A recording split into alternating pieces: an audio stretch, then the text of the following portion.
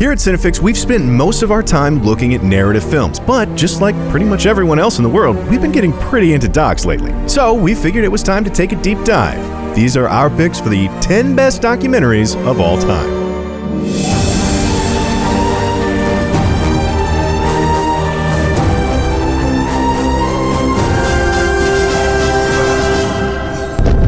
To start things off, we want to first look at that which feels like a documentary at its most traditional, the history doc. With moving, original, and fascinating looks at American history in Four Little Girls and 13th, non-American history in Nostalgia for the Light and West of the Tracks, at the Vietnam War in The Fog of War and Hearts and Minds, and the World Wars in The Sorrow and the Pity and They Shall Not Grow Old. We love 20 Years Later, The Act of Killing, The Look of Silence, and The Cave of Dreams. But at the very front of the pack, we think there is perhaps no more moving document of the past ever created than our first pick, Shoah.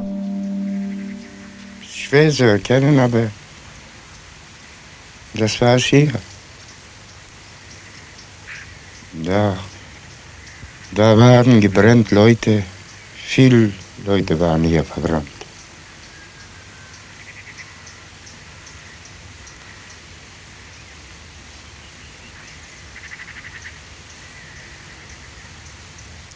Ja, das ist das Platz.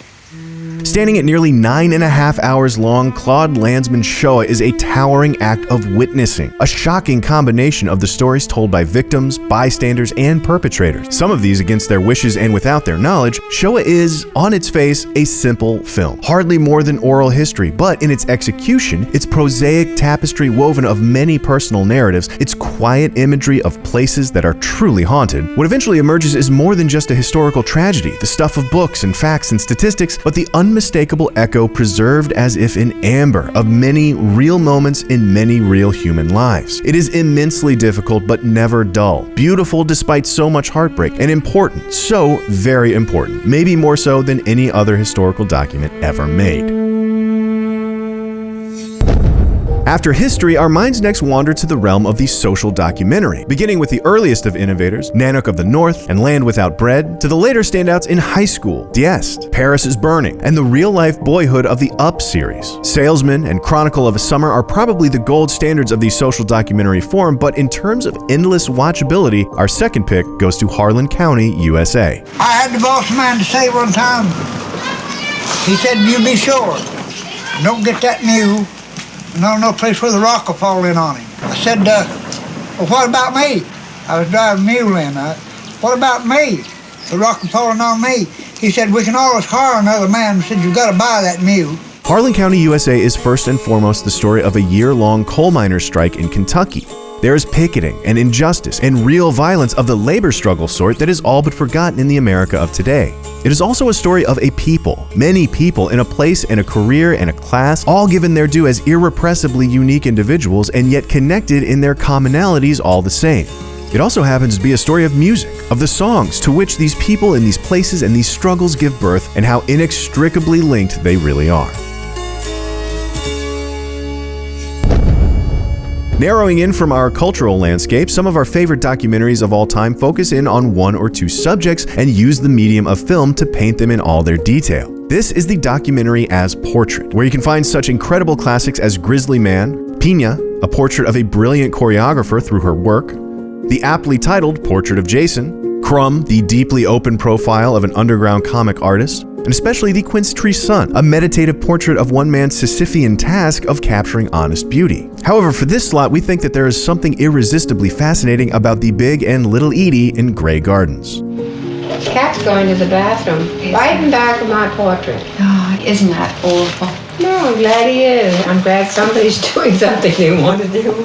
It is impossible to overstate the importance of selecting the right subject for a portrait. And in Grey Gardens, the Maisel brothers have struck pay dirt. Decades past each of their moments, Grey Gardens follows an eccentric mother and daughter once upon a socialite pair as they share their evening years amidst the overgrown decay of their estate and their pasts and the raccoons and cats with which they dwell. Grateful for an audience to perform for beyond each other, they sing and dance and banter for the camera, relive their glory years, their what could have beens, and the resentments they have honed about them. Lonely in their irrelevance, an image of a codependent relationship built and warped to sustain them emerges. But pity is not this documentary's primary mode. An irrepressible delightfulness emerges nonetheless. Of course, we cannot forget the ever-popular investigative documentary. Great true crime investigations include O.J. Made in America, The Imposter, and especially The Thin Blue Line. While great expose investigations include the likes of Titicut Follies, Whore's Glory, Lake of Fire, and all of Michael Moore's greatest hits. But our favorite expose, my God, if there isn't anything in the world quite as mad as the Emperor's naked army marches on. 花婿の太田垣さんは神戸大学を卒業後、反体制活動をした都外により前科一犯でございます。売借人の私は不動産業者を殺し、皇居で天皇裕仁にパチンコを打ち、銀座渋谷新宿のデパート屋上から The Emperor's Naked Army doesn't take very long before revealing itself to be, all in all, f***ing insane. Kinzu Okuzaki is a veteran of World War II who decides at the ripe old age of 65 to take up the investigation of the mysterious deaths of 3 of his army mates that were stationed with him in New Guinea as the war was lost by Japan. His methods are less archival research and official inquiry, and more ambush other 70-year-old veterans and force them to talk by threat of and actual violence. And it only gets way crazier from there. The act of documenting the ordeal without intervention raises some serious ethical questions, but the wartime truth that is uncovered over the course of his investigation is so far beyond horrifying that one begins to understand Okuzaki as the whirling howl of all-consuming rage that a war has left in its wake. Taking a step back from that, let's turn and take a look at sports docs. From sweeping epics on a country's pastime like Ken Burns' baseball, to delightful looks at little niches like Murderball. From portraits of an entire career as in Senna, to slices of a moment in sports history as in When We Were Kings. There's Freedom's Fury, Touching the Void, and the only kind of racist Olympia. But it really doesn't get any better than the genre-defining, trophy-holding, all-time all-star of Hoop Dreams. When I get in the NBA, first thing I'm gonna do, I'm gonna go see my mama. I'm gonna buy a house. I'm gonna go there and make sure my sister and my brother's okay. Probably get my dad Cadillac Oldsmobile so he can cruise in the game. 2 inner-city 8th graders are recruited straight off the playground by talent scouts for a suburban prep school. For the next 6 years, we watch them grow, struggle, commute 90 minutes each way, succeed, fail, and ultimately strive to travel the long road from where they are to the realization of their dreams. And we have unprecedented access to their journey. These are young children dreaming as children do, invited into a demanding world of expectations and results and disappointment, all on the precipice of adulthood. They become 2 very human faces on a very real American dream. After sports, we gotta look at music. There's the band biography, most notably Montage of Heck, and there's the backstage documentary, including Dig, Don't Look Back, and the incredible Some Kind of Monster. And there's the concert documentary, whose standouts include Monterey Pop, Give Me Shelter, and The Last Waltz. And we know it's crazy to give Best Music Documentary to what, on its surface, just looks like a concert film, but by God, does something magical happen in the talking heads stop making sense. Watch out. You might get what you're after. Ooh, baby. Strange but not a stranger. I'm an ordinary guy. Burning down the house.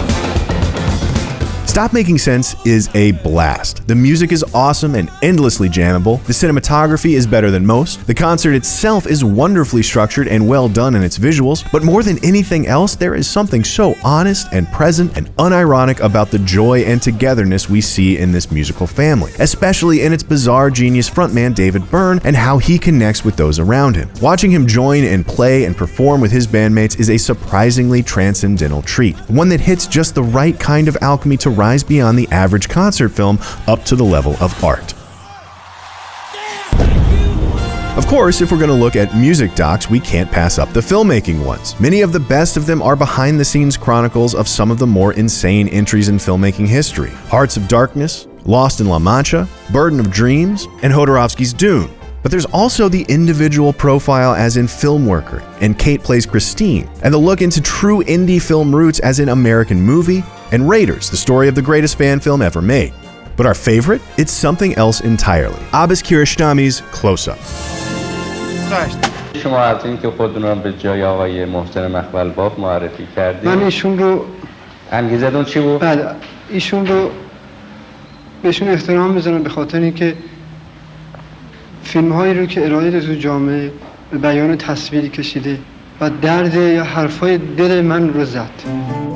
We want to say very little about Close Up. We recommend it unreservedly, of course, and feel no hesitation calling it genius. We can tell you that it's a film about misrepresentation, about a man who pretends to be his favorite director in order to impress a family, and that it explores the boundary between truth and misrepresentation in life, fiction, and film, twisting back on itself in its analysis. But beyond that, we don't really think any of our words could possibly improve your experience with it. So go watch it. You'll see. Next up, we're looking at the poetic mode of documentary filmmaking, the expositionless audio-visual collage that really does just observe and document and make no judgment beyond inclusion and assemblage. There are the early examples, Man with a Movie Camera, and Berlin, Symphony of a Metropolis. Later, we find meditations on mirages in Fata Morgana, insects in Microcosmos, and fishermen in Leviathan.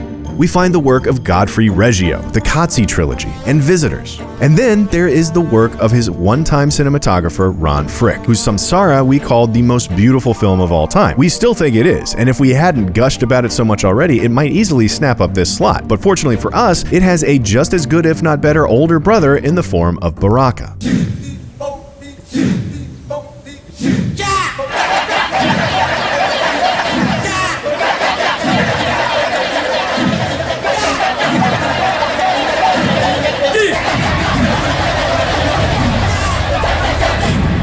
For 90 gorgeous minutes, Baraka eschews all language in its ambitious attempt to reach its arms impossibly wide around the entirety of our Earth and wrap it up all at once, immersing us in the vastness of its sights and sounds and rhythms and combinations, striving for the universal through the narrowest of specifics. Earth, humanity, individuals, culture, commodity, worship, often haunting, sometimes tragic, sometimes glorious, but always beautiful. Baraka is the crowning achievement in poetic documentary cinema, building upon Koyaanisqatsi's rhythms and eye and outlining the basic themes that Samsara would eventually go on to develop. It truly is a spectacular testament to the immense majesty of this thing called life.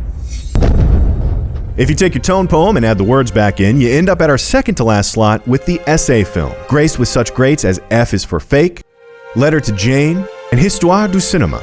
But atop them all, we will attempt to describe the nearly indescribable with our penultimate pick, Sans Soleil.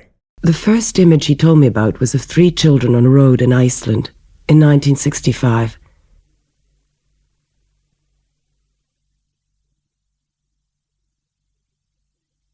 He said that for him it was the image of happiness, and also that he had tried several times to link it to other images, but it never worked. He wrote me, "One day I'll have to put it all alone at the beginning of a film, with a long piece of black leader.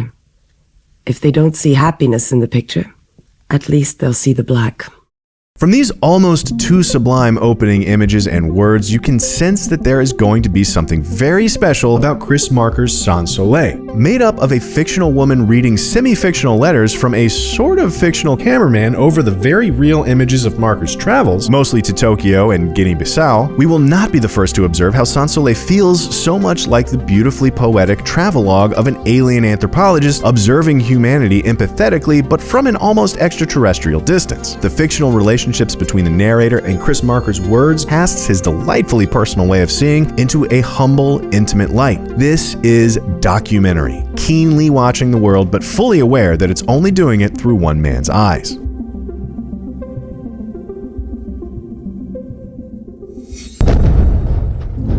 Finishing things off at number 1, we cannot ignore the complete about-face of the camera's lens pointed squarely back at its documentarian in the autobiographical doc. And amidst the ranks of the greats here, we find the best of Ross McElwee, Time Indefinite and Sherman's March, deeply personal films about loss and love and death and life.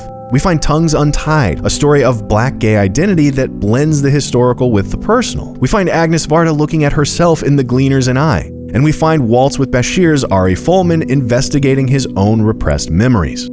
And finally, we find our top pick, the unbelievably intimate As I Was Moving Ahead, Occasionally I Saw Brief Glimpses of Beauty. Sorry that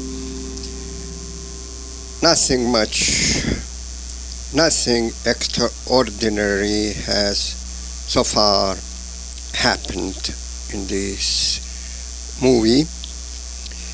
It's all very simple daily activities, life. We end as we began, again with a long cinematic journey, but this time of a very different sort. As I Was Moving Ahead is an epic of the personal. It is a long and messy act of a man remembering his entire life through his home movies and recollections and poetry. It is difficult to imagine anyone watching all these moments of Jonas Mekas' life and not being reminded of their own. Little snippets of distant memories presumed lost rising back into view. Mekas calls it a masterpiece of nothingness. Maybe so, but the genius is in how much he captures in that nothing. He captures an entire life, which is why it's our pick for one of the best documentaries of all time. So, what do you think? Disagree with any of our picks? Did we leave out any of your favorite documentaries? We almost certainly did. There's bound to be at least 11 worthy documentaries out there, maybe even 12. Let us know what you think in the comments below, and be sure to subscribe for more Cinefix movie lists.